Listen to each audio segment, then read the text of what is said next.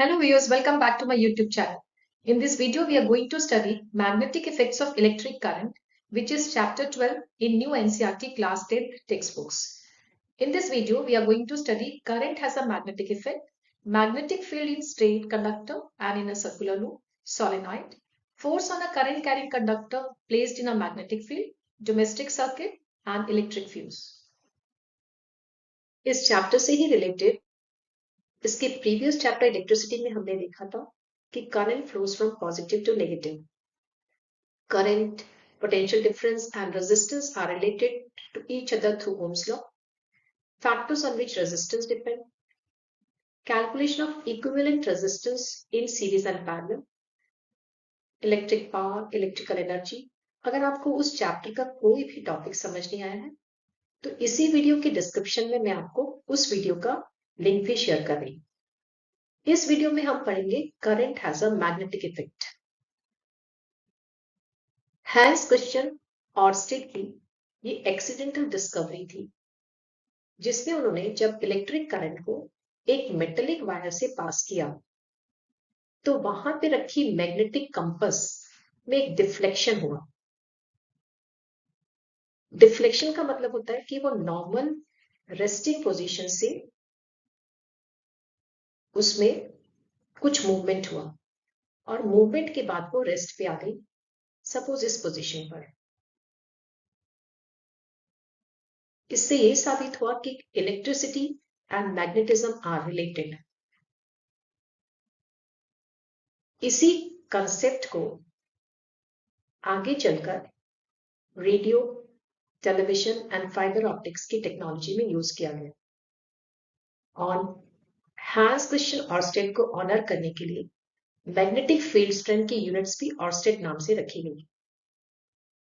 सो जितना करंट होगा उतना मैग्नेटिक फील्ड होगा. That means they are directly proportional.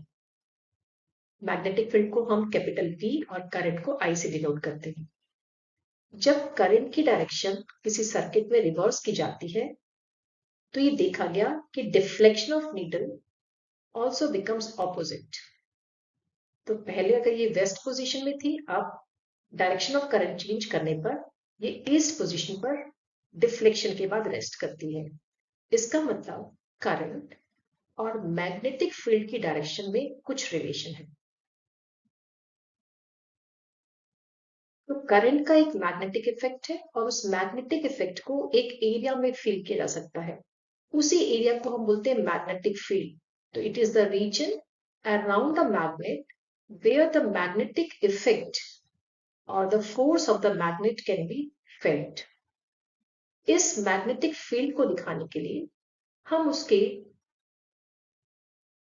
चारों तरफ इमेजिनरी लाइंस ड्रॉ करते हैं जो शो करती है मैग्नेटिक फील्ड की स्ट्रेंथ और उसकी डायरेक्शन. इसे दिखाने के लिए हमने एक बार शेप मैग्नेट लिया. Inside the magnet, the field lines go from south to north. और मैग्नेट के बाहर the magnetic field lines emerge from north pole and goes to south pole.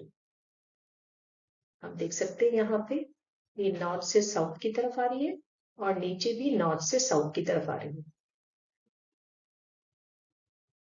Magnetic field lines बोलते लाइंस है लेकिन ये होते हैं क्लोज लूप्स. ये पैरेलल लूप्स हैं जो कभी भी इंटरसेक्ट नहीं करते. अगर ये इंटरसेक्ट करते इसका मतलब हुआ they are pointing to directions at one point. और एक पॉइंट पे दो डायरेक्शंस कभी भी पॉसिबल नहीं हुए. ये एक इंपॉर्टेंट क्वेश्चन है जो हमेशा पूछा जाता है. जितनी मैग्नेटिक फील्ड लाइंस पास पास होंगी उतना ही स्ट्रॉन्ग मैग्नेटिक इफेक्ट होगा.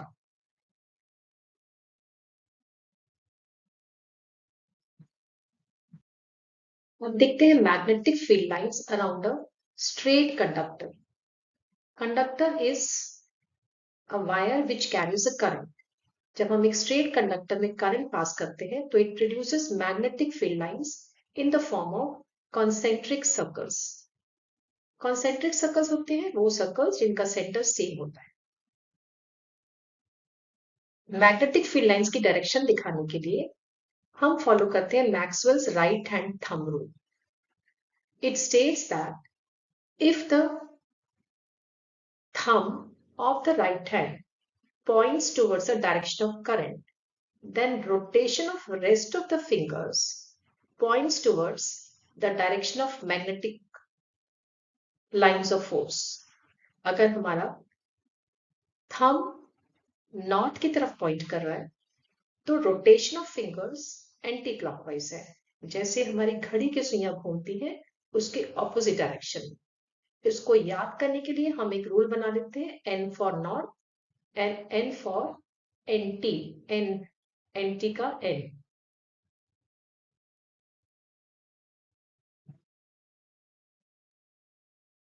इसके ऑपोजिट अगर हम थंब की डायरेक्शन, राइट हैंड के थंब की डायरेक्शन साउथवर्ड्स कर देते हैं तो rotation of finger becomes clockwise. आप इस फिगर में भी देख सकते हैं, यहाँ पे डायरेक्शन ऑफ करंट साउथ हो गई तो rotation of the magnetic lines of force is clockwise.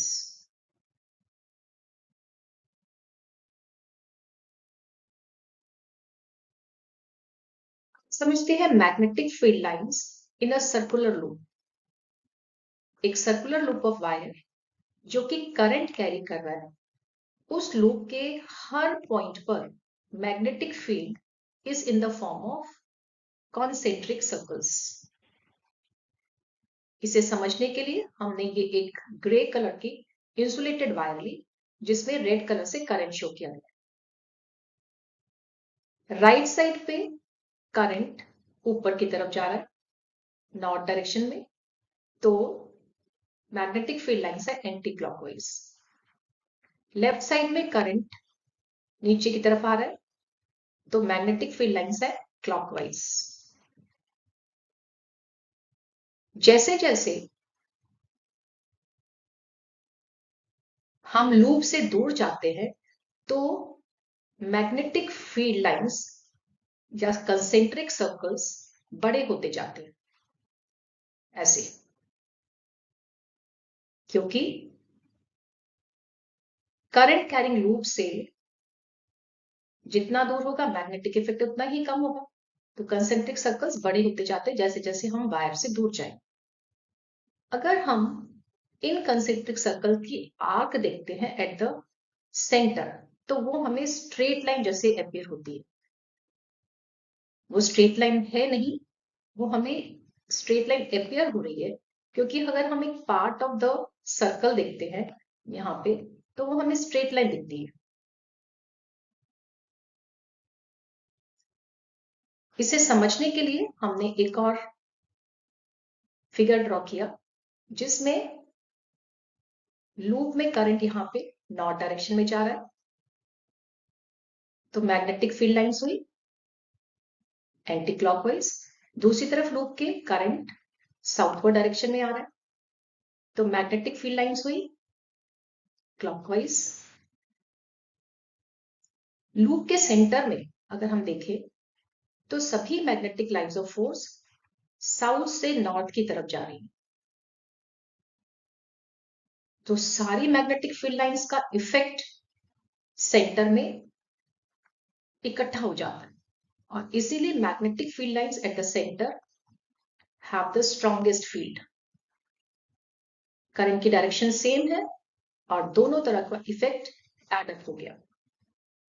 Magnetic field एक करंट कैरिंग वायर में एक पॉइंट पर या किसी भी पॉइंट पे डिपेंड करता है directly on the current passing through it.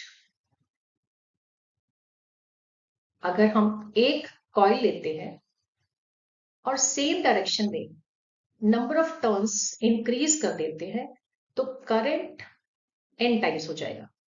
क्योंकि करंट n टाइम्स हो गया तो मैग्नेटिक फील्ड भी जो है उस कॉइल का n टाइम्स हो जाएगा. तो जैसे हमने एक सर्कुलर लूप ऑफ वायर देखा, अगर हम उसके बहुत सारे सर्कुलर टर्न्स बनाने एक ही डायरेक्शन में of insulated copper wire wrapped closely to form a cylinder. It is called a solenoid. Solenoid एक बार मैग्नेट की तरह बिहेव करता है, जिसका एक पोल करंट पास करने पर नॉर्थ पोल बन जाता है और दूसरा साउथ पोल। तो जब इस कॉइल को कनेक्ट किया जाता है एक बैटरी से, तो इसमें magnetic field lines on both the sides of coil goes in opposite direction.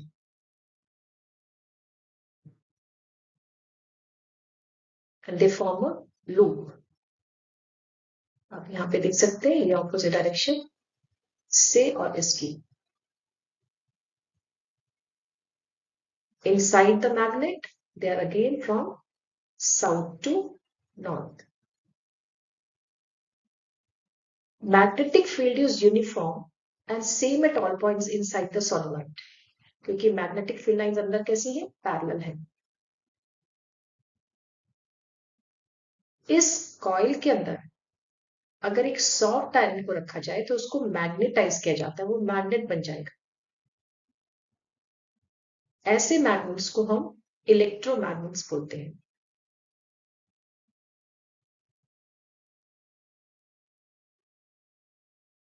हमने देखा है करंट कैरिंग कंडक्टर जो है उसका एक मैग्नेटिक फील्ड होता है, बट अगर एक करंट कैरिंग कंडक्टर को एक मैग्नेटिक फील्ड में रखा जाए तो वो एक फोर्स एक्सपीरियंस करता है। एम्पियर ने सजेस्ट किया था कि अगर एक करंट कैरिंग कंडक्टर एक मैग्नेटिक फील्ड प्रोड्यूस करता है और उस पर एक फोर्स लगता है मैग्नेट पर, तो magnet also exerts a force on the current carrying conductor. इसे देखने के लिए हमने एक बैटरी से कंडक्टर को कनेक्ट किया और उसमें उसे एक मैग्नेटिक फील्ड के बीच में रखा। तो देखते हैं हम स्विच ऑन करने पर the conductor moves to one side, या ये एक्सपीरियंस करता है फोर्स को। इस फोर्स की डायरेक्शन को निकालने के लिए फ्लेमिंग्स लेफ्ट हैंड रूल को यूज किया जाता है, विच स्टेट्स दैट अगर हम अपने लेफ्ट हैंड की thumb, four finger and middle finger को परपेंडिकुलर टू ईच अदर रखें and the middle finger points towards the direction of current represented by C, magnetic field by forefinger represented by N, thumb points towards the direction of force or motion represented by F. इसे याद करने के लिए कुछ rule suggest किया गया है, C for child, mother and father. तो हम डायरेक्शन ऑफ करंट अगर ऐसे है इसको ऐसे कर सकते हैं, डायरेक्शन ऑफ करंट को हम ऐसे भी कर सकते हैं। हम कहीं पर भी अपने हाथ को इन फिंगर्स को perpendicular to each other rotate कर सकते हैं to find the direction of force.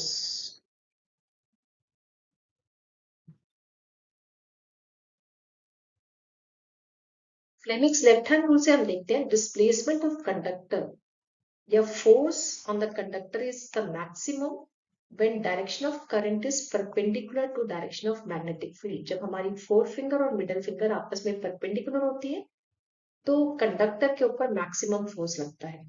जब हम करंट की या मैग्नेटिक फील्ड की डायरेक्शन को उल्टा कर देंगे तो force on the conductor, direction of force on the conductor is also reversed. इस कंसेप्ट को जहां पे करंट कैरिंग कंडक्टर को एक मैग्नेटिक फील्ड में रखा जाता है, इसे बहुत सारे डिवाइसेस में यूज किया जाता है, जैसे कि electric motors, generators, loud speakers, microphones and measuring instruments.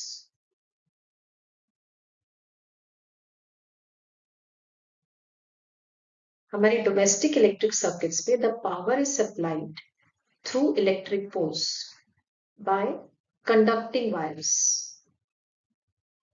जो पावर सप्लाई होती है that has a potential difference of 220 volts between the live wire and the neutral wire. उस करंट की फ्रीक्वेंसी 50 हर्ट्ज होती है and the current is alternating current. ये potential difference और ये करंट की फ्रीक्वेंसी हमारे देश में मेंटेन की जाती है। ये वायर्स पास करती है इलेक्ट्रिक फ्यूज से into the electric meter. Electric meter में हमारी इलेक्ट्रिक कंजम्पशन को नोट किया जाता है। इलेक्ट्रिक मीटर से वायर जाती है मेन स्विच में, जिसे हम डिस्ट्रीब्यूशन बॉक्स भी बोलते हैं, जहां से सप्लाई होती है electricity to different circuits in the house.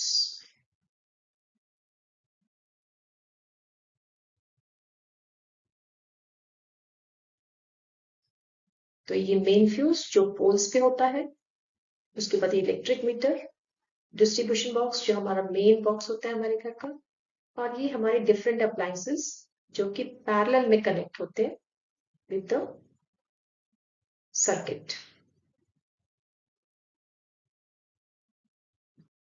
Domestic circuits में जनरली दो तरह की रेटिंग की वायर्स यूज होती है। एक होती है 5 ampere rating wires for fans, bulb etcetera, जो कम करंट ड्रॉ करते हैं, और दूसरी 15 एम्पियर रेटिंग वायर्स जो गीजर्स या एसीज वगैरह के लिए यूज होती है, जहां पे ज्यादा करंट ड्रॉ होता है। लाइव वायर्स, जिन्हें हम पॉजिटिव वायर्स भी कहते हैं, उनका इंसुलेशन रेड होता है। न्यूट्रल वायर्स, जिन्हें हम नेगेटिव वायर्स भी कहते हैं, उनका इंसुलेशन ब्लैक होता है। अर्थ वायर्स का इंसुलेशन ग्रीन होता है। अर्थ वायर्स को अर्थ के अंदर घर के पास ही एक मेटल प्लेट के साथ कनेक्ट किया जाता है, ताकि कभी भी अगर शॉर्ट सर्किटिंग से इलेक्ट्रिक शॉक होता है तो वो अप्लायंस की मेटेलिक बॉडी से अर्थ में ट्रांसफर हो जाए, जो कि एक लो रेजिस्टेंस पाथ होगा, जिससे कि जो यूजर है वो इलेक्ट्रिक शॉक से बच पाए। आप यहां पर देख सकते हैं बीच में फ्यूज भी लगा हुआ है डिस्ट्रीब्यूशन बॉक्स में या मेन फ्यूज में। कभी भी शॉर्ट सर्किटिंग है तो ये फ्यूजेस मेल्ट होके फायर प्रिवेंट करती है। तो हम लास्ट स्लाइड में देखते हैं फ्यूज क्या है। फ्यूज एक सेफ्टी डिवाइस है जो बेसिकली थिन वायर का बना है। वो वायर जो या तो एक मेटल की या एक एलॉय की बनी है, एलॉय ऑफ एल्यूमिनियम, कॉपर और लेड, जो कि एक पोर्सलिन की कार्ट्रिज में लगी होती है। इस वायर का मेल्टिंग पॉइंट बहुत लो होता है, जिससे कि मेल्ट हो जाती है जब कभी शॉर्ट सर्किटिंग या ओवरलोडिंग हो। ओवरलोडिंग का मतलब too much current in the circuit. तो जूल्स हीटिंग इफेक्ट की वजह से वायर्स मेल्ट हो जाती है, उनका इंसुलेशन मेल्ट हो जाता है। जब इंसुलेशन मेल्ट होता है तो live wire and neutral wire comes in contact.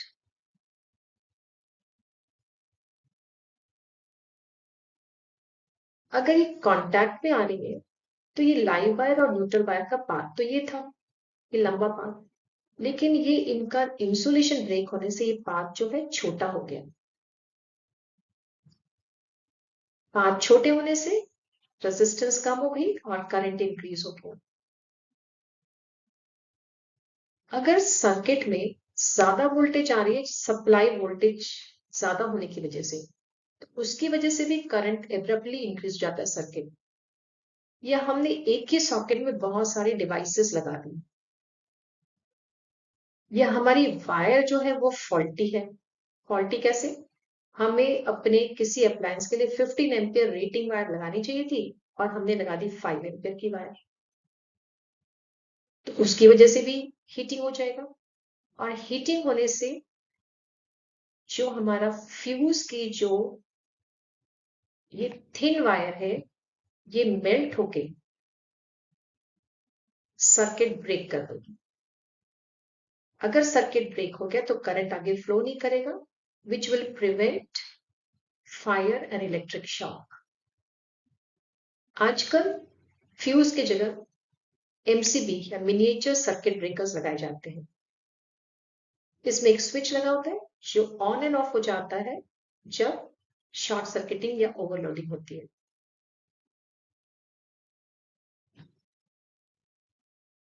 और आखिर में वही बात जो मैं हर वीडियो में बोलती हूँ कि अगर आपको कोई भी पॉइंट, कोई भी डाउट है तो नीचे दिए गए कमेंट सेक्शन में अपने डाउट्स जरूर लिख के भेजिएगा। अगर आपने मेरा चैनल अभी तक सब्सक्राइब नहीं किया है तो सब्सक्राइब कीजिए कि आपको मेरे आगे आने वाले वीडियोस के नोटिफिकेशन मिलते रहे। अगर आपकी इसी वीडियो को आप अपने फ्रेंड्स के साथ शेयर करना चाहते हैं तो शेयर करिए ताकि ज्यादा से ज्यादा बच्चों को इससे फायदा हो सके। Thank you for watching this video and have a nice day.